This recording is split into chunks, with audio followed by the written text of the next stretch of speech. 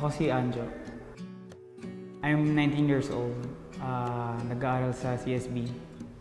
At may hemophilia ako.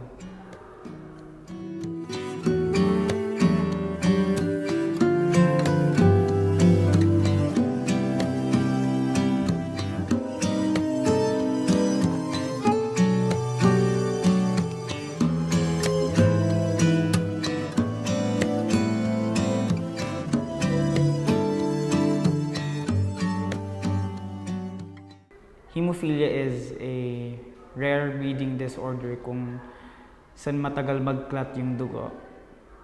Tapos, yun, kahit saan kami nagbi-bleed. Nakuha ko siya sa nanay ko kasi ano siya, hereditary. Through genes lang siya nakukuha. Naapektuhan ng hemophilia, yung usually mga lalaki lang. Tapos, ayun, mga lalaki. Tapos pag may babae, pag hindi naapektuhan yung babae kasi career lang sila ng sakit.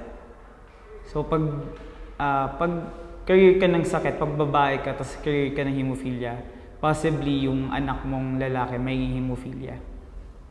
Na-diagnose ako with hemophilia nung 8 months old pa lang ako.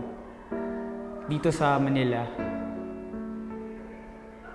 Ayun, na-diagnose na hemophilia B ako, tsaka yung kuya ko, hemophilia din.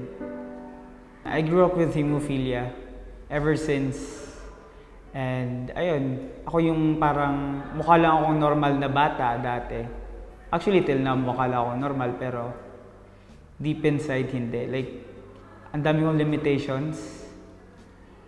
Hindi ako pwede ng mag-sports, magmako ng malayo, maglakad ng mahaba.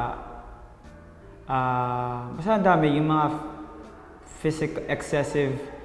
bawal ako sa mga excessive physical activities. Nagbi-bleed kami, siguro yung regular na bleeding namin.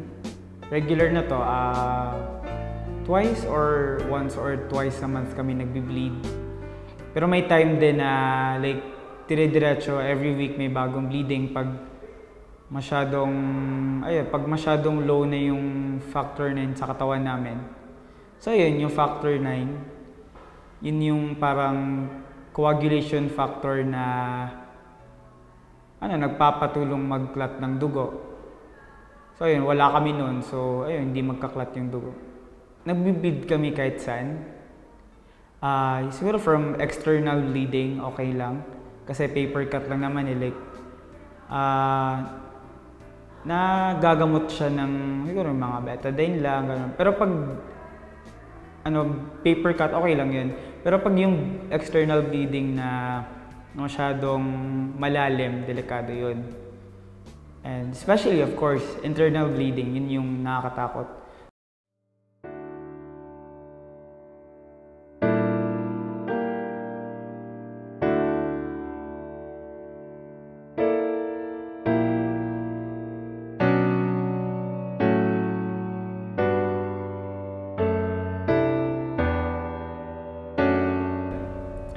Sana sa future, dapat aware yung mga tao sa hemophilia.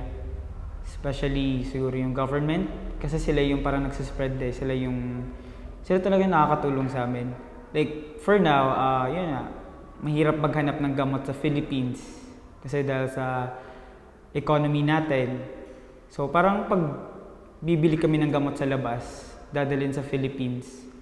Instead of paying 15K, nagiging 50,000 dahil sa tax. Tapos, ayun, sana aware yung government.